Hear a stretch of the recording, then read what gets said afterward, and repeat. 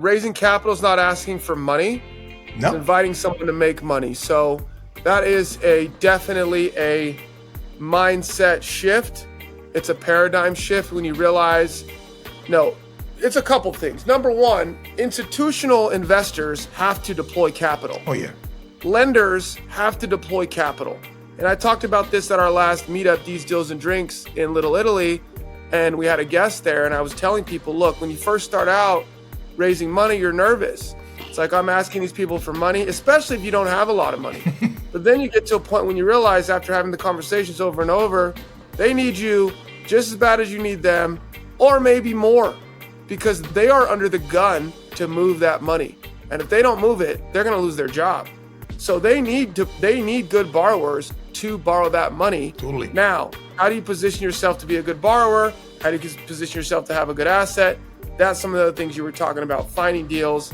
And we can have a full, obviously webinar and podcast about finding deals, but it's a paradigm shift. Break that down for me as you see it. Raising capital is not asking for money. It's inviting someone to make money. Yeah, at the end of the day, when you think about it, not that long ago, these deals were only made amongst a small club of people, right? Wealthy people that just bounce deals between each other. And to get into that club was very hard. Right now, with the exposure on social media and the internet, now anyone can actually participate in one of these big deals, right? And when you think about it, sometimes it's even safer to get into a larger deal that is going to be professionally managed by a professional property management company, by a team that has done this many times, than rather go and buy yourself a single family house or condo or just a duplex that you have to do all the work by yourself, right? Because the way I think this is, when you are offering someone the opportunity to invest their money, to make returns, and removing them from the equation, meaning, hey, you keep doing whatever you do to make money, let me help you just multiply that money. That's adding a ton of value. And a lot of people are looking for that. They say, hey, I'm a doctor. Hey, I'm a builder. I'm doing my own job. I'm a business owner, right? I just want the money that I'm making and the excess money that I have. I just want it to multiply so I have a source of income or some cash flow coming in from it, instead of having it just sitting there in the bank losing money, right? So you are actually providing an incredible opportunity for investors to actually multiply their money. And when you see that, that's when it shifts. Because at the beginning, I have to tell you, it was the same thing. I was like, I'm asking for money. Hey, I have this deal. Would you invest with me? Would you take, this? If we come shy to that, you're actually misrepresenting what you're actually doing.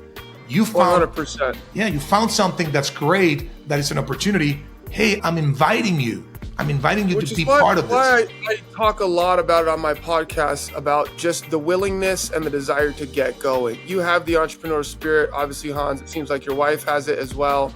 I obviously have it. People who know me know that. It's the wherewithal to get up and get going, earn your lumps, learn along the way. But that's one thing that you learn in the capital space, is by just starting, by even asking tentatively, by even asking fearfully, hey, do you want to invest in my deal? And they're like, no, your deal sucks. Now I can go back to the drawing board and be like, wow, that guy said my deal sucks. Why? How do I make my deal better?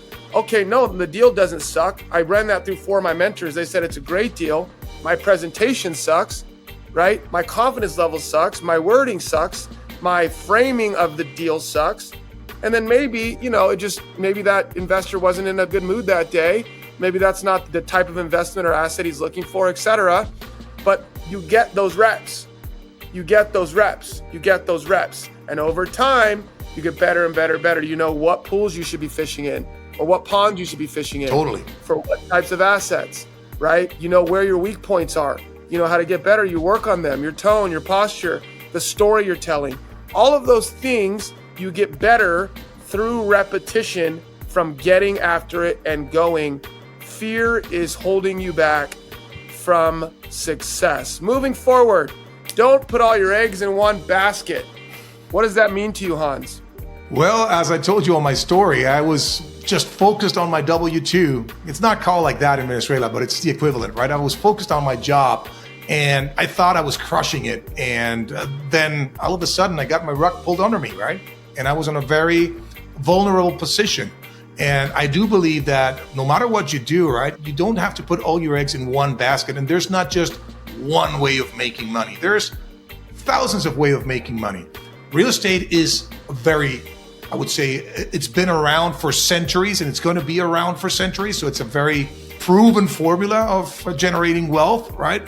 When you see it like that, is it the only way? No, it's not the only way, right? But it's a great vehicle.